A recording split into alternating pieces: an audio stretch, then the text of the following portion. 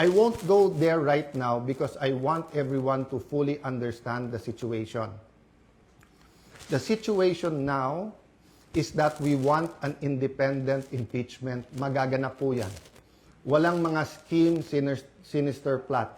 Basta kung anong ebidensya, lalabas yung ebidensya, and I will correct kung totoo yung reports about one senator na pag sila daw majority, malalatag nila ebidensya. Hindi po. Ang prosecution dapat ang lumatag ng ebidensya nila to convict.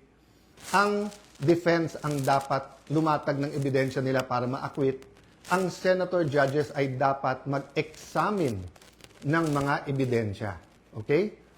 So, in accordance with the rules, and there are rules of evidence, so people will be able to judge us. So that's one important thing, the impeachment. The other important thing is yung ekonomiya natin, presyo.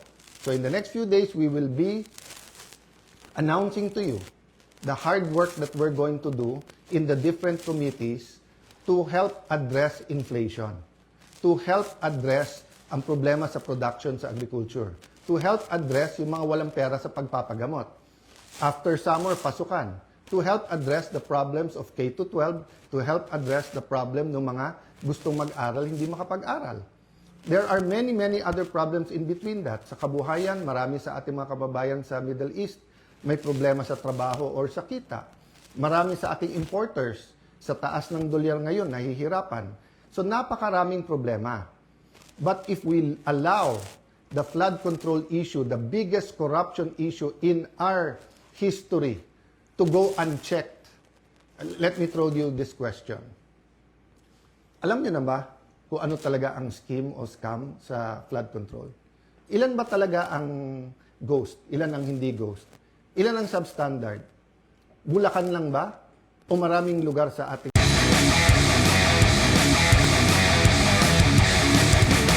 I thank God for this opportunity to again directly talk to you, mahal namin mga kababayan, sa Luzon, Visayas at Mindanao, lalong-lalo na po sa mga nagsasakripisyong Pilipinong nagtatrabaho abroad. Magandang hapon sa inyo. Parati po natin pinagdadasal na pagpalain ang ating bansa. Kasama po sa pagpapala ay ang katotohanan. This verse, John 8:3-2, "Then you will know the truth, and the truth shall set you free." Madalas po ito makot, "The truth shall set you free." Yan po ay pwedeng gamitin sa spiritual, sa religious. It's a biblical principle, but it is also applicable to everyday life. For example, yung isang addict sa sugal man, sa drugs, pag hindi niya inamin sa sarili niya yung katotohanan na ako'y addict, na siya'y addicted sa drugs, for example, hindi siya masaset free. Hindi magkakaroon ng pagbabago. Lies continue to enslave us. Truth set us free.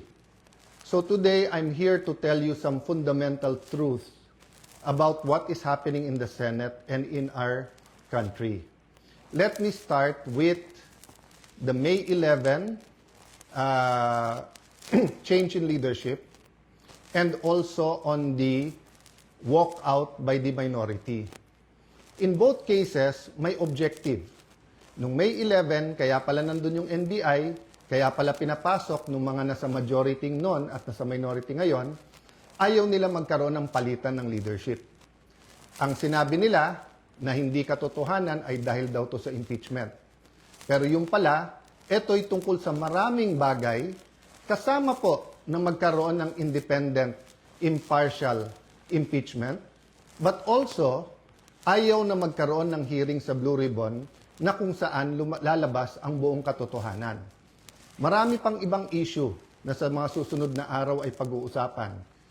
We're listening to you, we hear you, na ang pangunahing issue ay trabaho, ay kita, ay ang taas ng presyo, yung araw-araw na kabuhayan ng ating kababayan.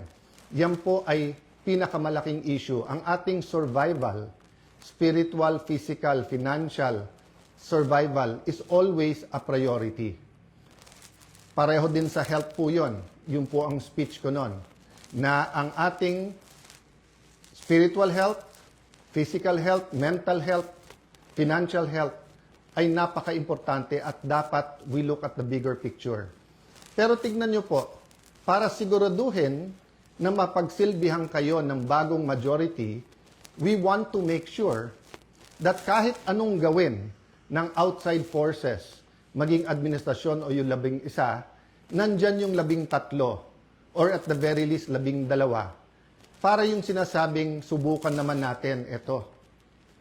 Masubukan nyo kung anong madideliver namin sa inyo. Ang problema, for the last 3 weeks, walang ginawa. Kung hindi, takutin kami, i-twist ang aming arm, operan ng kung ano-ano, para lumipat sa kanila. I'll go back to that later on. What's my point? You want an independent Senate. Our Constitution provides for the separation of power. Bakit separate?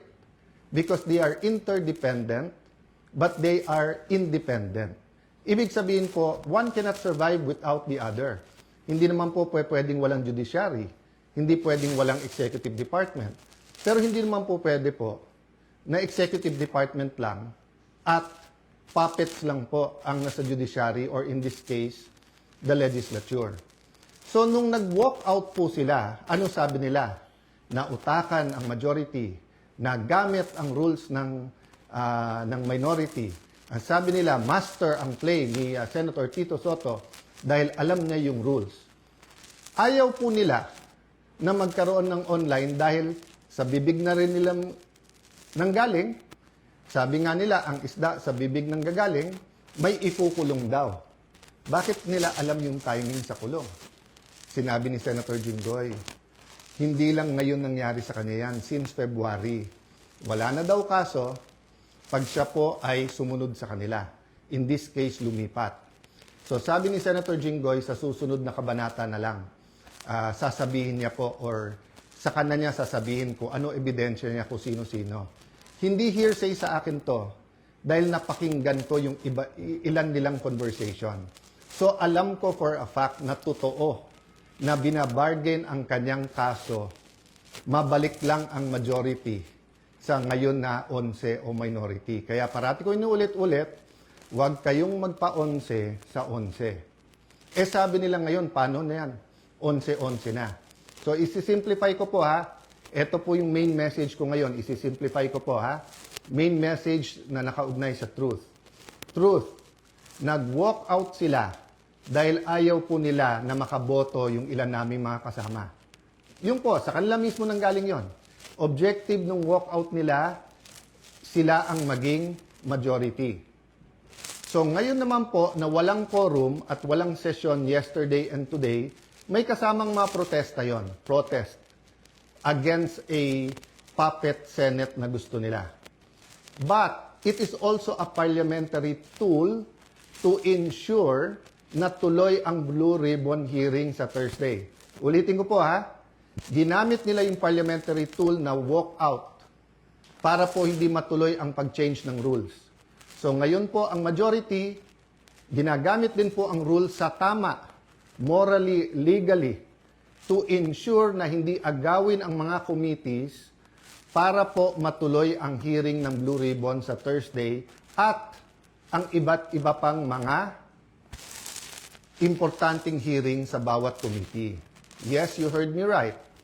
Sa kanilang official or unofficial spokespersons, no? Meaning sila mismo or yung mga avatar nila or yung mga vloggers, formal, informal, PR spokesperson ang nagsabi na sa 11-11, umabsent lang yung isa, mag-abstain lang yung isa, they can move.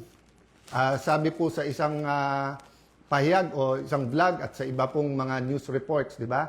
Pwedeng maging lame duck Senate President, si Alan Cayetano. Taga-Tagig at Pateros po kami. Kahit lame duck, lumalaban pa rin. No? So, alam po namin plano nila.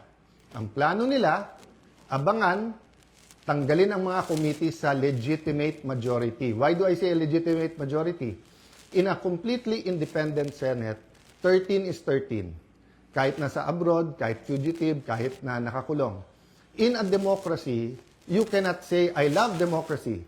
Tapos pag minority ka, gusto mo ikaw masunod. Pag minority ka, you have a moral influence to try to influence the majority. But you cannot supplant your decision for the decision of the majority.